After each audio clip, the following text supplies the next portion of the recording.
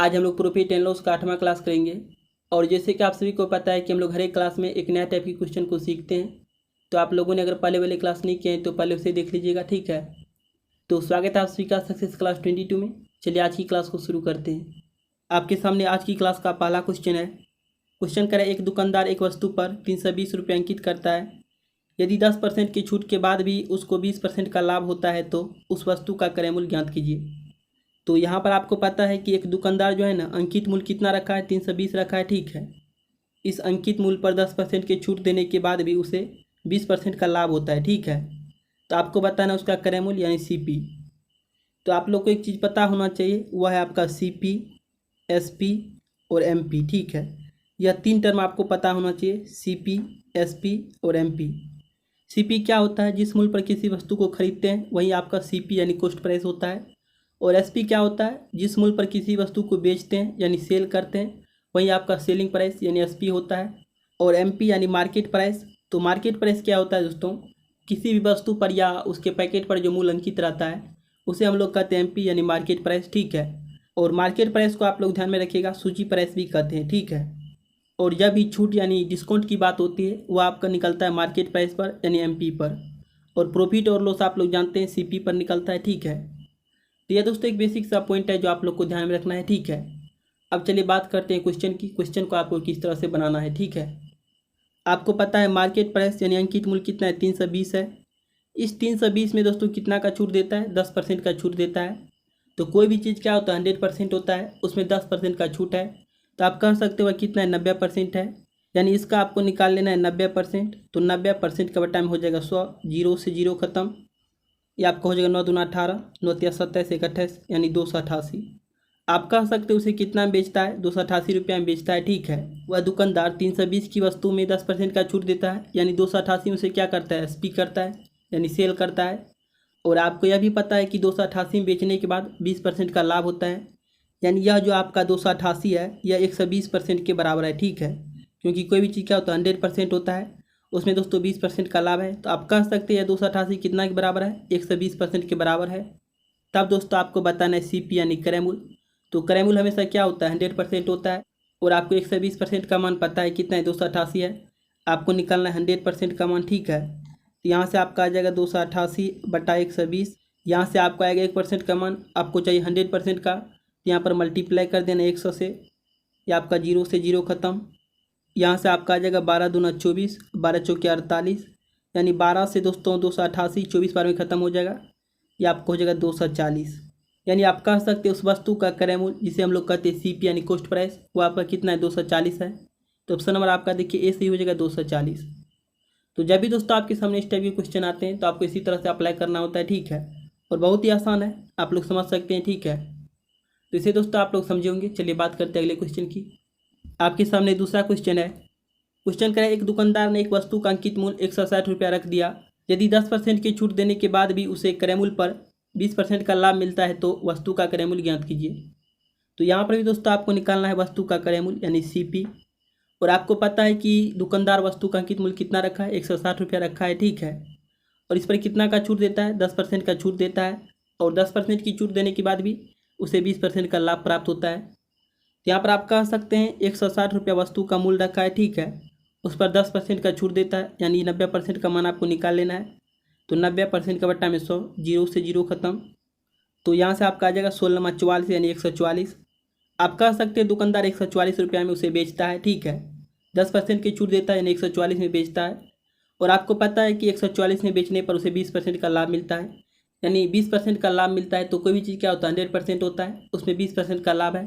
तो आप कह सकते हैं 120% का मान आपको पता है कितना है, 144 है। आपको निकालना है क्रय मूल्य यानी सीपी।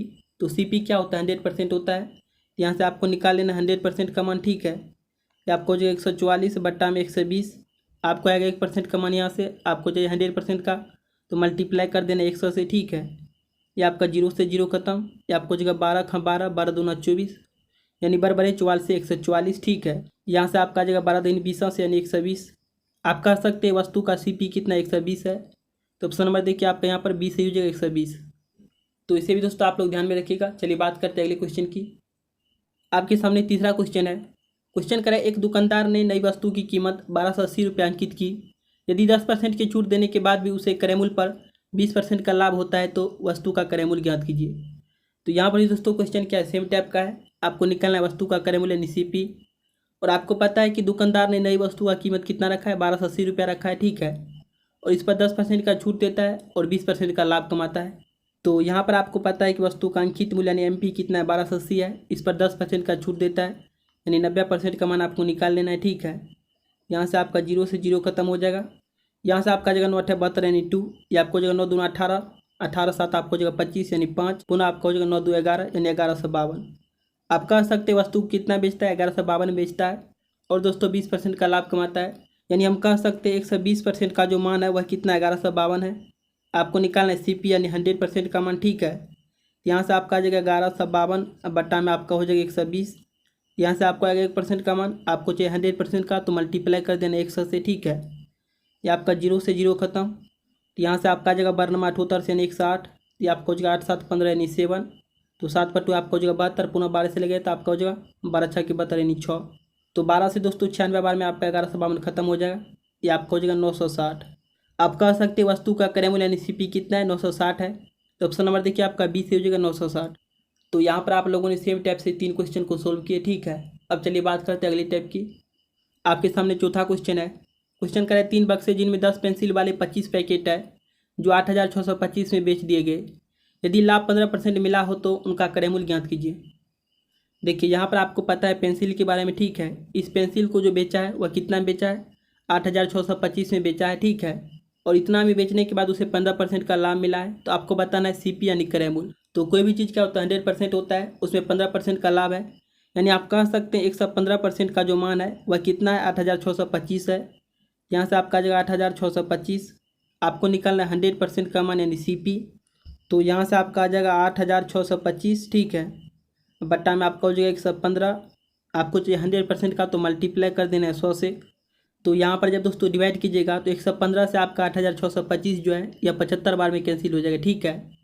और 75 को 100 से मल्टीप्लाई कीजिए तो आपका आ जाएगा 7500 यानी 7500। आप कह सकते हैं वस्तु का CP कितना है, 7500 है। तो ऑप्शन नंबर देखिए यहाँ पर आपका B से हो जाएगा 7500। तो इसे भी आप लोग ध्यान में रखिएगा। चलिए बात करते हैं अगले क्वेश्चन की। आपके सामने 5वां क्वेश्चन है। क्वेश्चन करा है 5 किलो गेहूँ और 10 किलो मसूर का क्रय मूल्य क्रमशः 70 रुपया और 80 रुपया प्रति किलो है। बिक्री करने पर 10% लाभ गेहूं पर और 20% लाभ मसूर पर प्राप्त होता है। तो सभी चीज़ों का विक्रय मूल्य कितना था। तो यहाँ पर दोस्तों आपको 2 वस्तु के बारे में पता है। पहला आपका हो गया गेहूं और दूसरा है मसूर, ठीक है। और दोनों का आपको दोस्तों रेट पता है कि गेहूँ है 70 रुपया किलो और मसूर है 80 रुपया किलो, ठीक है। और आपको यह भी पता है कि मसूर पर कितना का लाभ होता है, 20% का लाभ होता है और गेहूँ पर 10% का लाभ होता है। तो आपको बताना है कि बिक्री करते समय मतलब दोनों का विक्रय मूल्य कितना था। तो यहाँ पर आप लोग आसानी से निकाल सकते हैं। आपको पता है कि गेहूँ कितना है, 5 किलो है और यह 70 रुपया प्रति किलो है। तो आपका हो जाएगा 57 35 यानी 350, ठीक है। आप कह सकते हैं गेहूँ का टोटल क्रय मूल्य कितना है, 350 है। अब बात करते हैं मसूर की। तो मसूर दोस्तों 10 किलो है और 80 रुपया किलो है। तो आपका सीधा हो जाएगा 800, ठीक है। तो मसूर का कीमत आपको पता चल गया 800, ठीक है। आगे क्वेश्चन करें कि 10% लाभ गेहूँ पर, यानी गेहूं का जो CP है यानी कॉस्ट प्राइस है 350, इस पर कितना का लाभ है, 10% का लाभ है। यानी इसका दोस्तों 110% का मान आपको निकालना है, कितना आता है, ठीक है। परसेंट का बट्टा में आपका आ जाएगा 100, ये आपका 0 से 0 खत्म, ये आपको हो जाएगा 35, पुनः हो जाएगा 35। तो यहाँ पर आपका हो जाएगा 5, ये आपको हो जाएगा 5 3 8, ये आपको हो जाएगा 3 यानी 385। तो यहाँ पर आप कह सकते हैं गेहूँ को 385 रुपया में बेचा है, ठीक है। अब बात करते हैं मसूर की। तो मसूर का CP कितना है, 800 है। और इस पर दोस्तों कितना का लाभ है, 20% का लाभ है। यानी 120% का मान आपको निकाल लेना है। तो परसेंट बट्टा में 100, तो यहाँ से आपका 00 से 00 कैंसिल हो जाएगा। ये आपको जगह बड़ा 96 यानी 960। आप कह सकते हैं मसूर को 960 रुपया में बेचा है और गेहूँ को 385 में बेचा है। आपको निकालना है टोटल, ठीक है। क्वेश्चन करें सभी चीज़ों का विक्रय मूल्य। तो ये आपका हो जाएगा 9 3 12, यहाँ से आपका 60 और ये 85। तो आपका हो जाएगा 145 यानी 1300 आप कह सकते हैं 45 उसका हो गया विक्रय मूल्य, यानी 1345 हो गया उसका विक्रय मूल्य यानी SP। तो ऑप्शन नंबर देखिए यहाँ पर आपका B से हो जाएगा 1345। तो यह भी दोस्तों काफ़ी अच्छा क्वेश्चन था, इसे आप लोग समझे होंगे। चलिए बात करते हैं अगले क्वेश्चन की।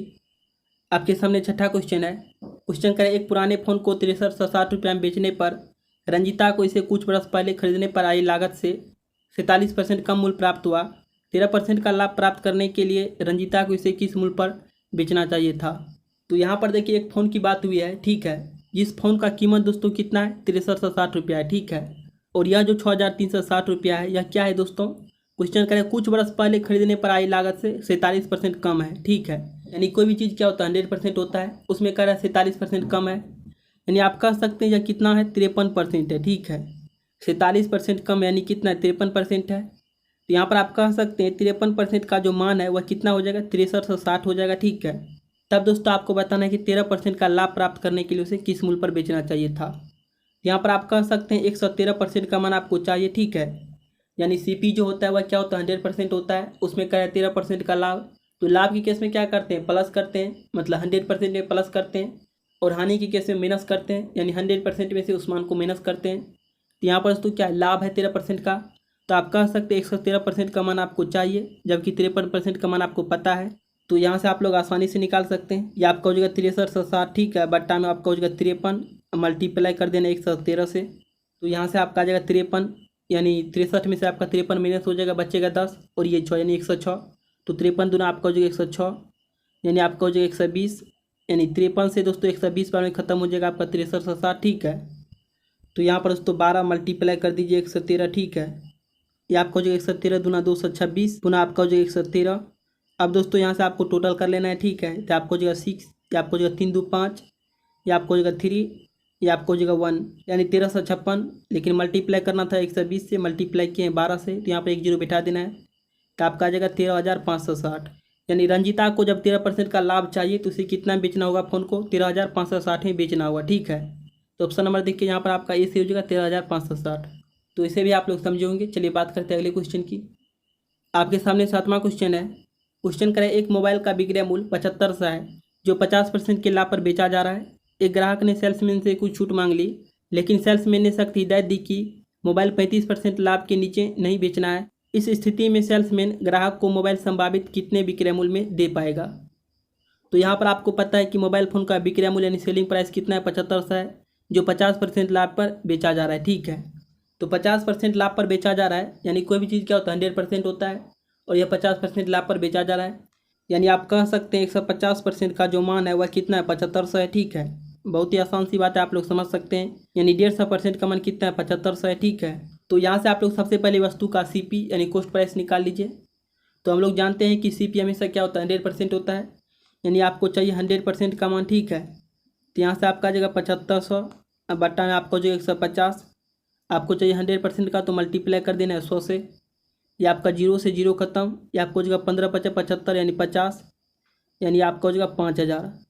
आप कह सकते हैं वस्तु का सीपी कितना है 5000 है, ठीक है। आगे क्वेश्चन करें मोबाइल को 35% लाभ से नीचे नहीं बेचना है, यानी 35% लाभ पर बेचना है। तो आप कह सकते हैं 135% का मान आपको निकालना है, ठीक है।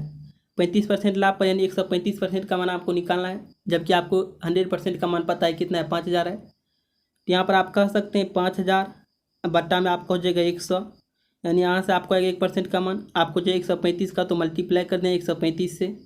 यहाँ से आपका 00 से 00 कैंसिल हो जाएगा, या आपको हो जाएगा 25 25 यानी 5, या आपको हो जाएगा 5 या 15 2 17, पुनः आपका हो जाएगा 5 का 5 1 6, एक जीरो बैठा देना है, ठीक है। आपका आ गया 6750। यानी सेल्समैन ग्राहक को कितना में मोबाइल दे सकता है 6750 रुपये में दे सकता है। यानी आपको बताना था संभावित विक्रय मूल्य, तो संभावित विक्रय मूल्य आपका देखिए ऑप्शन नंबर सी से हो जाएगा 6750। तो इसे भी आप लोग समझे होंगे। चलिए बात करते हैं अगले क्वेश्चन की। आपके सामने 8वां क्वेश्चन है। क्वेश्चन करें एक वॉशिंग मशीन का विक्रय मूल्य, इसके क्रय मूल्य का 1 से 1/3 है, लाभ प्रतिशत ज्ञात कीजिए। तो यहाँ पर आपको निकालना है दोस्तों लाभ परसेंट, ठीक है।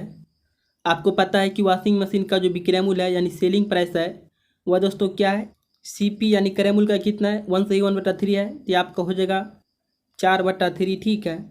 यहाँ से आपका जाएगा 3SP बराबर हो जाएगा 4CP, ठीक है। यहाँ से आप कह सकते हैं SP/CP आपका कितना हो जाएगा, ये आपको हो जाएगा 4/3, यानी आप कह सकते हैं CP कितना है 3 है और SP कितना है 4 है, यानी 3 की वस्तु को 4 में बेचता है, तो आपको निकालना है लाभ।